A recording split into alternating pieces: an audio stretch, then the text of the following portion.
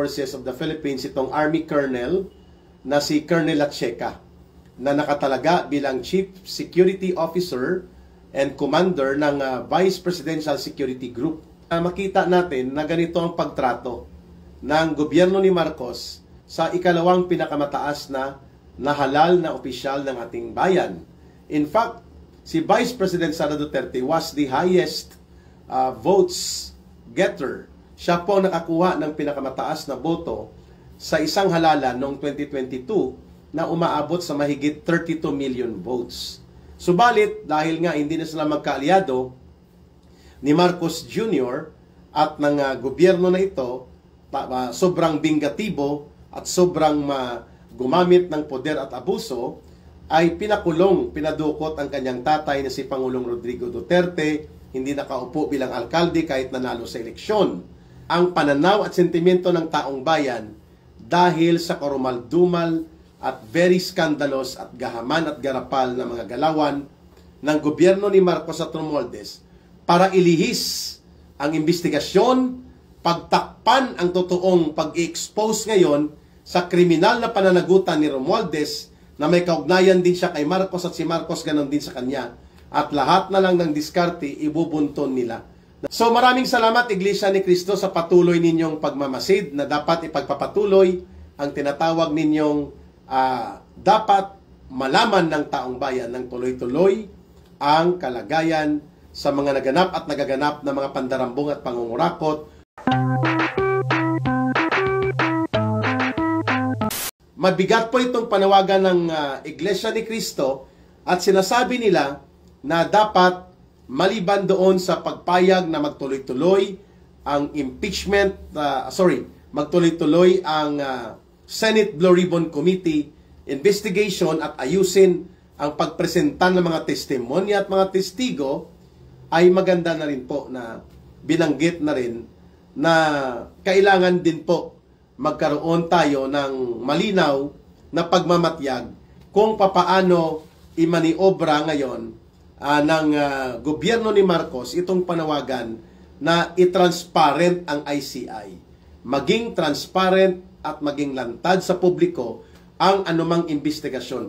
Investigation so-called sa sensitibong mga bagay involving malaking korupsyon at pandarambong na nakatago at nakapaligid lamang sa anino at mga backdoor meetings, that is a dangerous kind of investigation na ginagawa nila.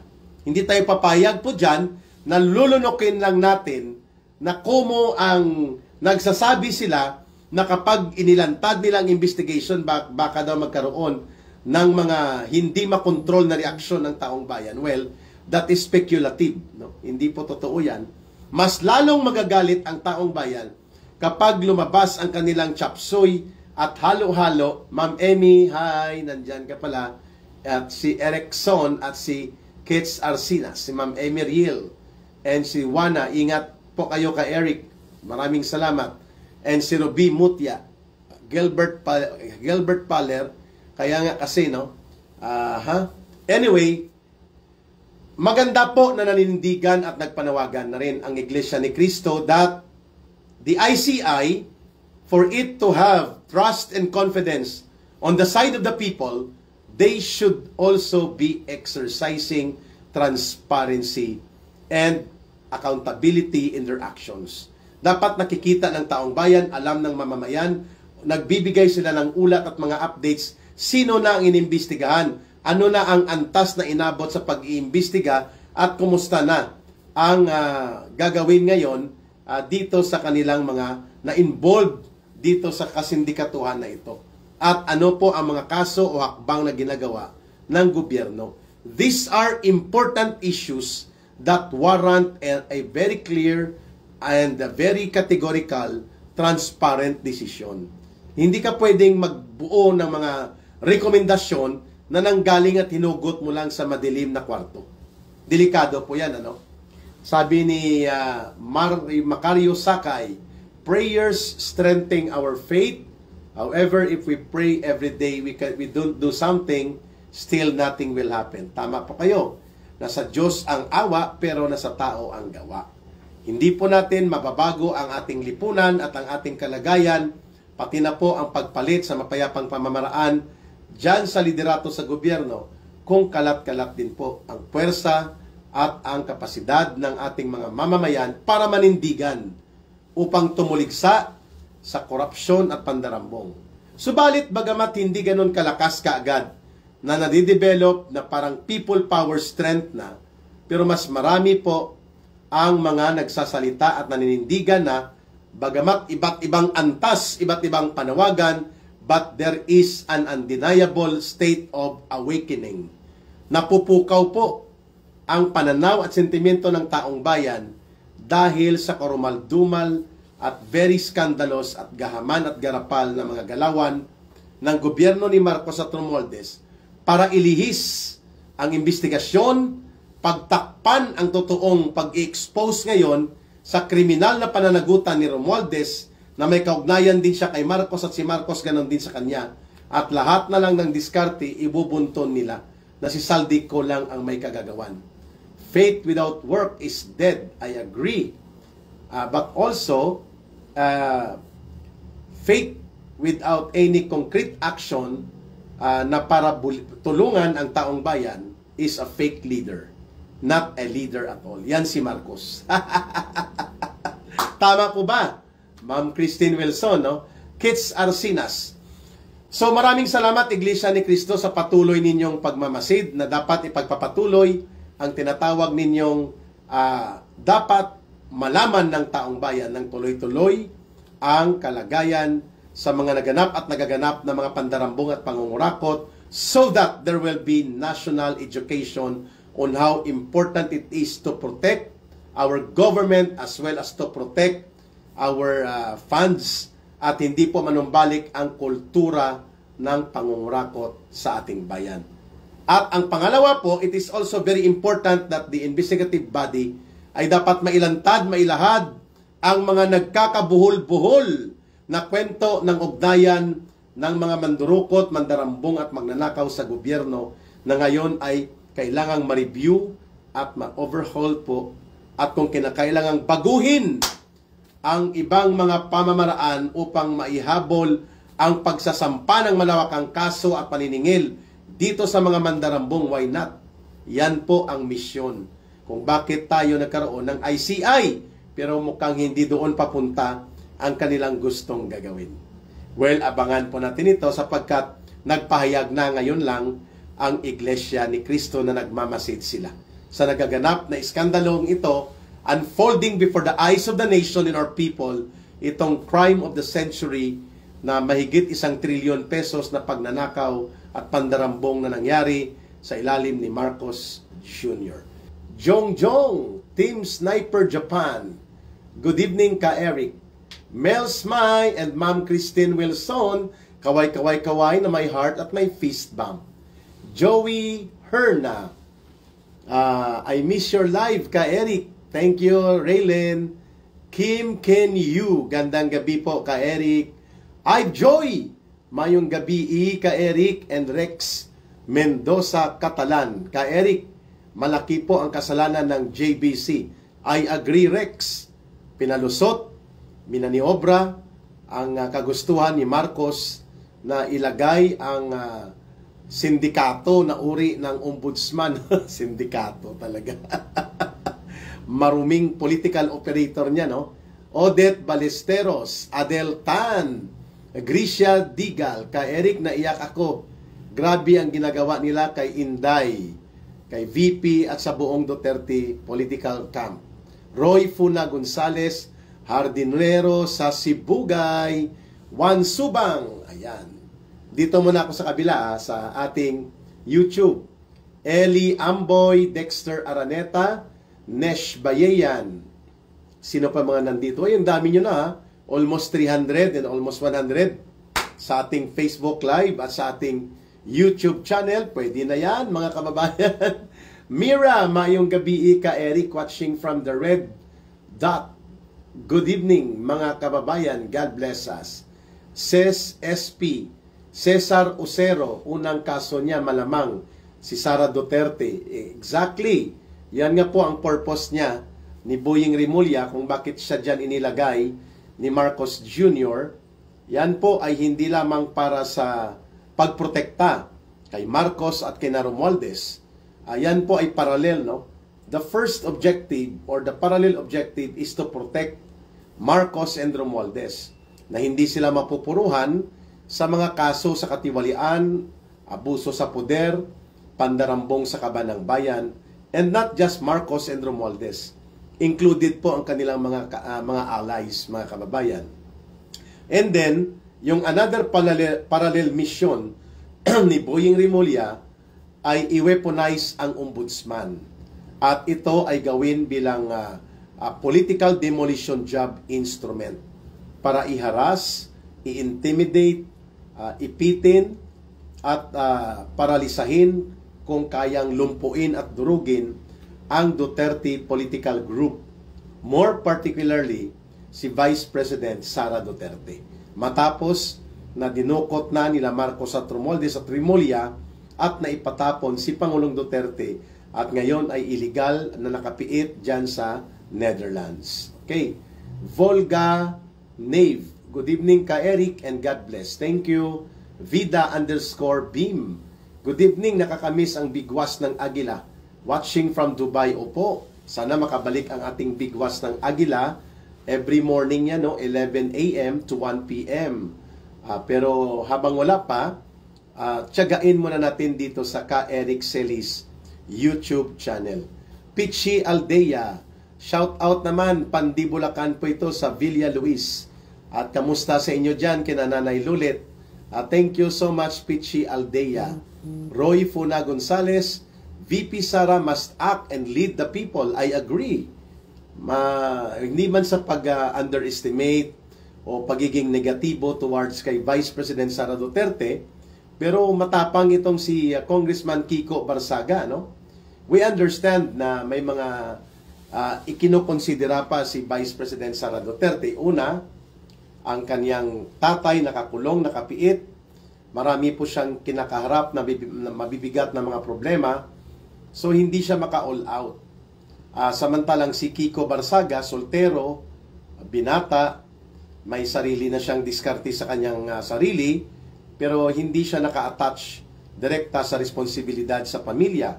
Samantalang si Vice President Sara Duterte may mga maliliit na anak, no? Let's give it to her, sapagkat ang tapang po ay hindi nasusukat sa kung paano ka nagpapahayag at paano mo tinitimpla ang iyong mga paninindigan, subalit kailangan mo rin pong ibalansi ito sa iba mo pang mga interest, no? Pinagdaanan ko rin po yan, no? Nung ako po at ang aking asawa, si Langging, ay naging full-time cadre and operatives ng CPP, NPA, NDF. Maliliit pa yung mga anak namin. At nandyan po ang panganib na isa sa amin o dalawa kami ay mamamatay o mapapatay sa mga inkwentro, sa mga labanan o sa mga operations. Dahil kami ay parehong full-time sa loob ng CPP, NPA, NDF, no? Silang ging sa urban operations, ako naman sa NPA ng mga 10 years, no?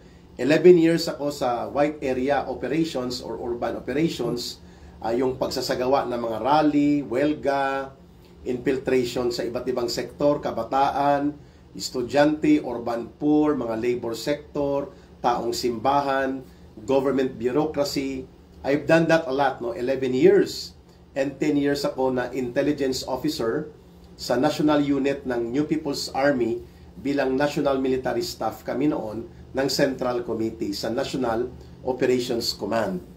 Mga kababayan, naranasan ko po yan kung paano ang pagsasakripisyo na maliliit pa ang inyong mga anak, palagi kayong wala o isa sa inyo ang wala sa pamilya. So, hindi po natin yan maipipilit kay Vice President Sara Duterte. Subalit, tama pong punto na yon ng isa nating netizen, I think si Roy Funa Gonzales, nang sinasabi niya na sa ilalim ng Marcos Romualdez evil government ngayon, sa balasubas at lapastangan ng gobyerno ni Marcos, hindi po opsyon ang maging duwag o mag-aalangan. Hindi dito opsyon na ikaw ay mag-second thought, no? Kapag lumaban ka, lalaban ka talaga at may pananagutan ka at mayroon kang haharapin na konsekwensya. Kaya po naintindihan natin si Vice President Sara Duterte na tinitimpla niya ang kanyang mga pahayag, ang kanyang mga paninindigan. Ako po ay pinaabutan na just tonight na tinatarget ako na sasampahan ng kaso na sedisyon at inciting to sedition. So maghahanap na naman ako niya ng abogado dahil daw sa ako ay sumasama sa mga rally at ipinapanawagan ko daw ang mapayapa subalit malakas na paninindigan ng people power, including ang panawagan sa Armed Forces of the Philippines for the withdrawal of support from their Commander-in-Chief. Bilang pamamaraan sa mas mabilis, mapayapa, at nang sa ganon ay hindi po maging malalim ang kalalagyan na pagkalugmok ng ating bayan sa nararanasan nating krisis sa politika na umaabot na rin at nakakaapekto sa krisis ng pang-ekonomiya at kabuhayan ng buong bansa. So, I am expecting to be submitted or to be included rather sa kaso na isasampa ng Philippine National Police itong sedition saka inciting to sedition. At ako po ay may kaso din kay Risa Hontiveros o isinampang reklamo sa Department of Justice. At ako ay humingi ng voluntary support na tulong nila Attorney Israelito Torion. I have to coordinate with them again kasi sa October 13 may additional schedule for preliminary investigation. Kinakaharap ko pa po ang kaso sa kay Atom Araulio, bagamat dinesisyon na ito ng Regional Trial Court without us being given the opportunity to defend our and present our evidence and testimonies ng aming mga testigo. Pinaboran po si Atom Araulio ng 2 million na desisyon. Regional Trial Court pa lang ito, civil case lang naman, pero may bayad na paniningil na 2 million bawat isa sa amin ni Dr. Lorraine Badoy. Tungkol ito sa pag-identify namin sa nanay niya bilang mataas na opisyal ng CPP, NPA, NDF. Ako din po ay may kinakaharap pang kaso kasama si Lorraine Badoy sa kay Teddy Casino at kay Carol Araulio. Ganyan po ang konsekwensya kapag naninindigan ka sa tama at mayroon kang kinakaharap na mga malalakas na puwersa na gumagamit ng kapangyarihan, ng poder at pundo at koneksyon, at lalo na kapag ikaw ay hindi kinikilala ng gobyerno na tinulungan mo noon para labanan ang CPP, NPA, NDF at mga salot na komunistang terorista at parang ako pa o kami pa ang kalaban. Ito po ang konsekwensya ng ginagawa ni Ka Eric. Kaya nga ako nagtago for almost 6 months sa Canada at sa US nang ipapakulong ako muli na walang kasalanan, hindi makakapagpiyansa for almost 4 months ng traidor at tuwadkom nila sa Kongreso noong 19 Congress at nakaiska po ako. So naintindihan ko rin po itong dinaraanan at pagsasakripisyo ni Vice President Sara Duterte. It is hard to compare her sa kanyang paninindigan at pahayag dito kay Congressman Kiko Barsaga. Marami ang nagsasabi na si Kiko Barsaga daw matapang, walang pag-aalangan at talagang lumalaban ng frontalan. Ang sagot ko po dyan, bata pa, walang pamilya at may connection din. Pero kung ikukumpara ang bigat po kapag si Vice President Sara Duterte ang nagsalita at tumarap din sa ganito mga pagsubok at panawagan, iba pong impact dahil siya ay Vice President ng ating bansa. But I agree, kung ako lang personally ang tatanungin, walang ibang legitimate opposition leader na dapat ay mamuno, magbigkis at manindigan para sa sambayan ng Pilipino sa kinakaharap na krisis pangpolitikang ito sa kabulukan at katarantaduhan ng gobyerno ni Marcos at sa kabulukan ng korupsyon at pandarambong at nararapat na bawiin ang gobyerno sa mapayapang pamamaraan. Walang ibang opposition leader ako nakikita other than Sara Duterte. Ayan, 3 years pa tayo magtitiis, Ka Eric, sabi ni Hilario, maambong. Ka Eric, protect VP Sara, no? Yung chief security niya na si Colonel Lacheca tinanggal, opo. Kaya nga yun ang pag-uusapan natin. At pati itong pagkaka-appoint kay Boying Rimulya at itong latest na pahayag ng Iglesia ni Cristo. Through sa kanilang political affairs director or pinuno ng kanilang political affairs, si KRD Manalo, si Eduardo Manalo. No, may pahayag na ginawa na nananawagan ang Iglesia ni Cristo na dapat hindi ihinto, hindi tigilan, at huwag ipagkait ang kaalaman sa taong bayan sa pamamagitan ng pagtutuloy-tuloy sa Senate Blue Ribbon Committee investigation, which they can do. Pwede nilang gawin yan on a marathon and sustained schedule kung gustuhin nila. At ganun din po itong tinatawag na investigative body ni Marcos, ang ICI, ay talaga pong kailangan transparent po yan, hayag, lantad sa publiko at walang closed door o patago-tago na mga diskarte, kasi ang issue ng pandarambong na almost 1 trillion pesos at ang mga usapin sa korupsyon ay public interest issue na walang dapat itago, walang ipagkait kung sinong involved, hindi involved. Pero alam natin na ang ICI, creation ni Marcos, kung kaya kinokontrol nila. Yan po ang pag-uusapan po natin. Kyoko Suduo, sana sumama na rin ang KOJC. Hindi ko po alam ang kanilang desisyon, Kyoko.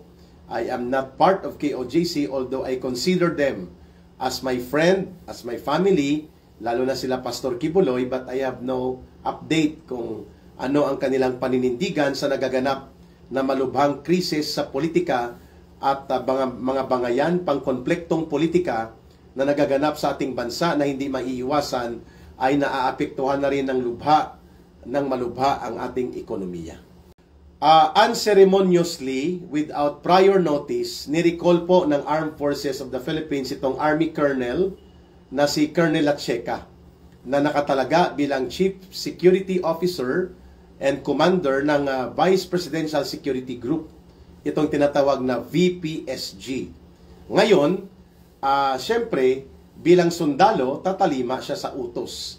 Hindi man lang tinawagan ng Office of the Chief of Staff ni General Bronner o ng Office of the Communications Officer o Public Information Officer ng Armed Forces of the Philippines na bigla na lang si Vice President Sara Duterte, tinanggalan na siya ng commander ng kanyang security group. Lourdes Condong, maraming salamat ma'am for your pagpapakulay and support. Deeply appreciated po yan ni Ka Eric. Okay? So ulitin po ni Ka Eric, there was no communication or any coordination made by the Armed Forces of the Philippines na dapat tanggalan na ng kanyang chief security ng mga officer na namamahala ng kanyang pangsiguridad, si Vice President Sara Duterte. Out of courtesy man lang sana, no? Sapagkat siya po ay pangalawang pangulo. She is the Vice President of our country. Pangalawa po siya sa pinakamataas na opisyal ng ating bansa.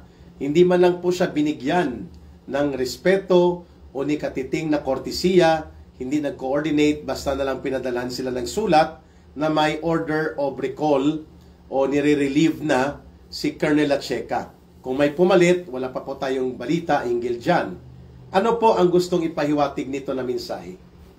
That the Vice President, no matter that she is the Vice President or the second highest elected official of the government, she is still beholden sa kagustuhan ng Armed Forces of the Philippines at ng kanilang organisasyon kung siya ba ay mabibigyan o hindi ng seguridad. Subalit alam po natin na si Vice President Sara Duterte, tinatarget po yan ng CPP, NPA, NDF. Kagaya ko rin po. I have no direct personal security or close-end bodyguard o security detail na nanggaling sa AFP o PNP in spite sa aking ginawa na pagbubuhis ng buhay sa paninindigan at paglaban na durugin at wasakin natin sa kasama ang gobyerno, ang CPP, NPA, NDF. In fact, ang tingin sa akin kalaban ng gobyerno ni Marcos dahil naka-align ako sa Duterte Opposition Group, mga kababayan. And these are the consequences na dapat kong harapin. Wala kang seguridad, wala kang coordination, wala kang suporta, binitawan ka na. Ikaw ay dispensable. You are only as good when you are needed. I learned that already, mga kababayan. So, masakit po no na makita natin na ganito ang pagtrato ng gobyerno ni Marcos sa ikalawang pinakamataas na halal na opisyal ng ating bayan. In fact, si Vice President Sara Duterte was the highest votes getter. Siya po nakakuha ng pinakamataas na boto sa isang halalan noong 2022 na umaabot sa mahigit 32 million votes. Subalit, dahil nga hindi na sila magkaalyado ni Marcos Jr.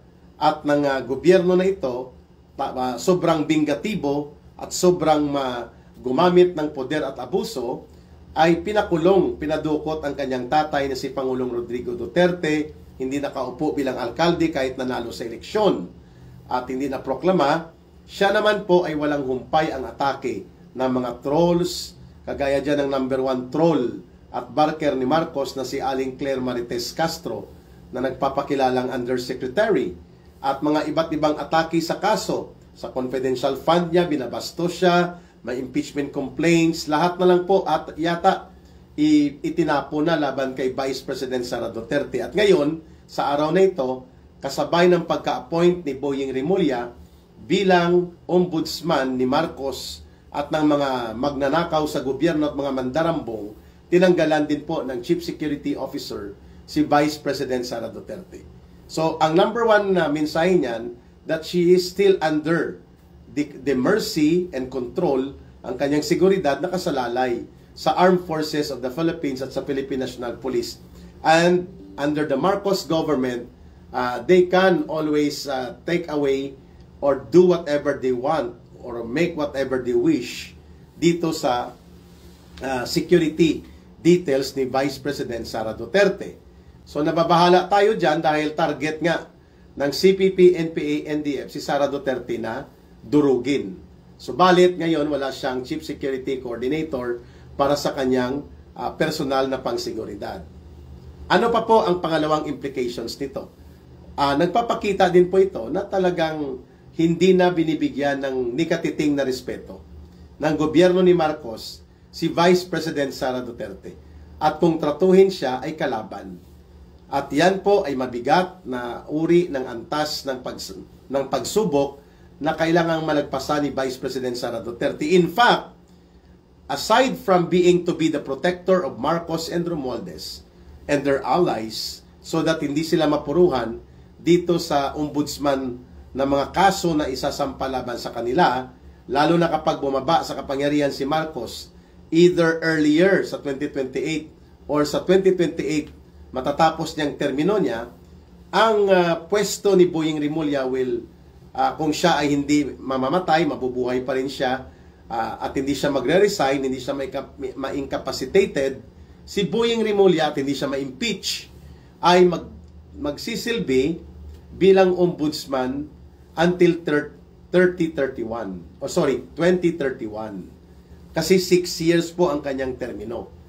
Kaya, maliban po dyan sa pagtatalaga ni Marcos kay Boying Rimulya upang makontrol at masigurado na ang ombudsman bilang tagabantay, tagapagsampa ng kaso, tagapag-prosecute sa mga magnanakaw, kurakot at mandarambong at abusado sa gobyerno at all levels of government and all agencies, sakop yan ng ombudsman, ay talaga naman pong pinagsumikapan ni Marcos na igiit at ipilit na si Boying Rimulya ang magiging ombudsman. Sapagkat protection guarantee nila yan, ni Marcos at nila Romualdez. Ngunit, maliban pa po dyan sa layunin ni Boying Rimulya na magsilbi dito po sa interes ni Marcos Jr. at nila Romualdez as protector sa mga kaso sa katiwalian na dadaan talaga yan sa ombudsman sapagkat dyan ginagawa ang case build-up, ang filing of cases at ang kaakibat na prosecution kapag naisampa ang kaso akyat sa sandigan bayan. Maliban po dyan, ang pangalawang purpose dyan kung bakit nandyan si Rimulya ay upang i-weaponize, gamitin as weapon of political persecution and political Noel Bailon. 7 years ba? I think 6 years lang Noel, kasi na-appoint yata si Martires 2019. So nagtapos ang kanyang termino 6 years 2025, if I'm not mistaken. Let's check at Noel Bailon, thank you for interaction. Thank you for your interaction. So ang pangalawa po talaga na purpose kung bakit si Boying Rimulya ipinilit, iginiit ni Marcos kahit walang moral integrity, kahit walang probity at hindi qualified talaga, no? Sapagkat ito ay marumi na political operator at ang ombudsman, mga politiko ang kanilang binabantayan na mga magnanakaw, abusado, bulakbol, kurakot, tarantado at magnanakaw, si Boying Rimulya mismo, ang buong pamilya niya, politiko. Ang kanilang kabuhayan, politiko, bilang mga politiko. So it is very mabigat na magbigay ka ng pagtitiwala ang taong bayan at pagrespeto sa desisyon na ito ni Marcos Jr. sapagkat si Boying Rimulya ay lumalabas na parang bantay sa lakay. Kasi nga ang binabantayan, ang tagabantay, ang binabantayan niya, mga kabarkada niya. Mga magnanakaw, mga kurakot at mga abusado sa Kongreso, mga mandarambong, no, including si Marcos at si Romualdez.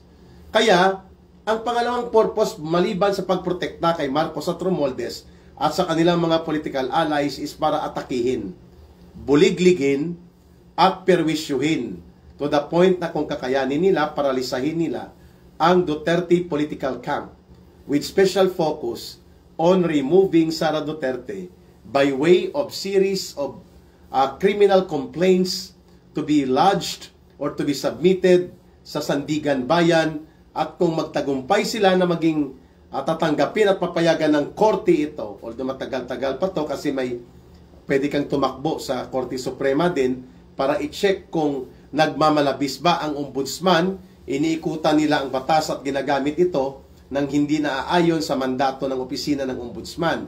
But having Boying Rimulya there, it is undeniable na siya talaga ang mamimerwisyo at mag-atake kina Sara Duterte.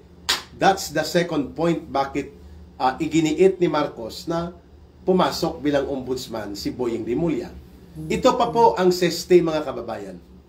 2 days na lang ang deadline ng pagsasubmit ng Judicial and Bar Council ng shortlisted names para doon pipili si Marcos Jr. Pero alam natin po na mayroon na pong desisyon sila Marcos.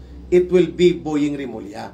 Kaya nga ang mga kaso niya na inireklamo sa kanya sa pagpapadukot kay Pangulong Duterte, among other issues and cases, ay minadali ng ombudsman na ito ay i-resolve, i-dismiss ito at nabigyan si Boying Rimulya ng tinatawag na clearance from the ombudsman, which is a mandatory requirement para ma-include siya ng Judicial and Bar Council to become shortlisted and eventually ay na-i-appoint at na-designate ni Marcos bilang panibagong ombudsman. Minaniobra talaga ito lahat. Premeditated ito. Pinagplanuhan, pinaghandaan, ginastusan, nagmaniobra. At kung maalala ninyo, ang babaeng acting ombudsman dahil hindi niya kayang ipatupad itong mga arigluhang marumi, itong si Vargas ang inilagay. I think Castillon yata ang last na ombudsman na nag-acting ombudsman in behalf doon sa buong opisina nila nang nag-retire na si Justice Martires, no? Hindi kinaya ng babaeng acting ombudsman, mga kababayan, kaya siya umatras at inilagay nila Marcos at Romualdez itong si Vargas galing sa Visayas. Yahoo! Nakasabay kami sa live ni Ka Eric, mabuhay ang Pilipinas. Thank you Dante Duran. Pops Rick TV. Dapat unahin si Saldico at Martin Romualdez, hindi si Sara Duterte. I agree.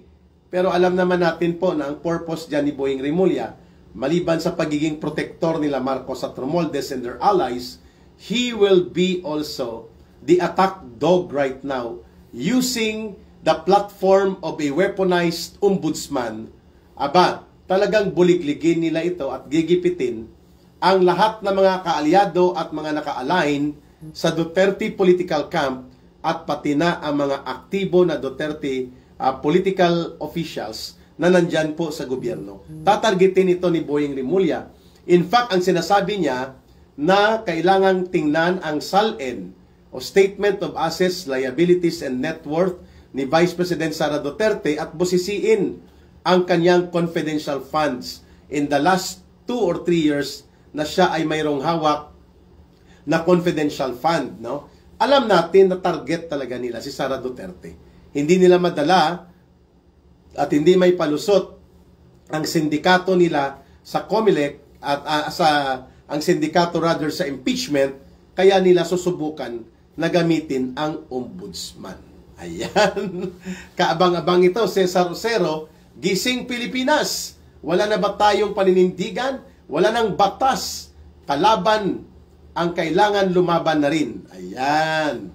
Evelyn Palse Pelicio. BBM resign, kawawa ang mamamayang Pilipino. Juliet Sierra Eco. Soon, in God's perfect time, the eagle will rise and hunt all those crooks. Pero dapat ay pamunuan ni Vice President Sara Duterte ang malawak na hanay ng iba't ibang sektor ng lipunan. We are now at the crossroad.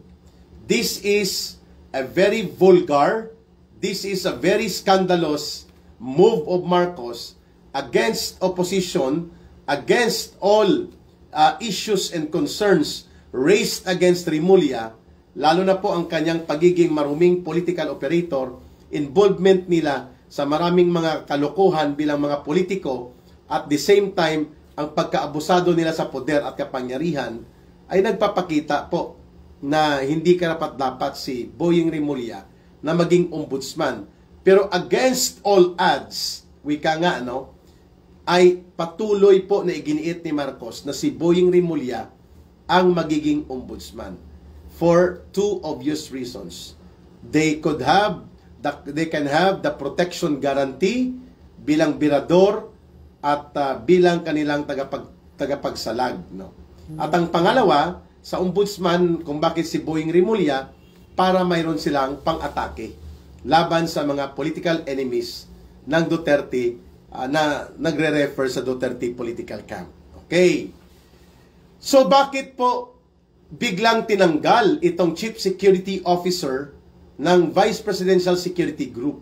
Sabi ng AFP, although hindi official, nakakasagap tayo ng impormasyon dahil si Colonel Lacheca daw ay na-involved sa ginawang pangdodoktor, quote and unquote, nila Sara Duterte para mailusot ang 125 million pesos na kunwari confidential fund. At ngayon, tinatarget ito ni Boying Rimulya na bubuksan sa investigasyon because we are expecting na gagawin niya ang pagbubuo ng case build-up of plunder. At kapag inakyat ito sa Sandigan Bayan at hindi ito pinigilan sa Korte Suprema at walang desisyon, may kaakibat sa pagpigil dito sa appointment na ito ni Rimulya, baka bago matapos ang taon na ito or pagsambulat ng January next year ay may kaso na ng pandarambong si Vice President Sara Duterte. At kapag inakyat sa Sandigan Bayan at pinayagan without the interference or intervention of the Supreme Court sa pag-review ng kaakibat na batas, malinaw po na talagang tudog at gipitan ito laban kay Vice President Sara Duterte. Nakakaawa po at nakakalungkot at nakakagalit itong ginagawang todo-todong pag-atake sa Duterte family, sa Duterte political group, na siyang may pinakamalaking itinulong kay Marcos during the time na nangangampanya siya. Bagamat hindi siya in-endorse ni Pangulong Duterte, but the fact that Sara Duterte campaigned and stayed with Marcos all throughout the elections at kampanya mismo, nandoon na sila kay Marcos Jr., malaking tulong po na ang Duterte political votes and swing votes napunta kina Marcos at Romualdez. Subalit pagkatapos ng eleksyon, hindi na po nagpakita ng kanyang kabutihang loob, no? Itong si Marcos Jr., lumabas ang kanyang pangil, lumabas ang kanyang pagkadiskartidor at pangbubudol. Sabi ni Ninette, watching from Austin, Texas, Sylvia Katakutan, Black Beauty OFW, bakit hindi na lang busbusin ang salin? Dapat si Marcos kang inuna dito, no? At dapat si Rimulya din, no? Pero syempre, they are controlling power. And because of that, they can manipulate kung ano ang requirements nila, bagamat ang purpose niyan ay political special operations laban kay Vice President Sara Duterte. Abangan natin, according to the armed forces, ini-evaluate nila kung sino at ano ang mga unit na i-deploy papunta sa security team ng Vice President.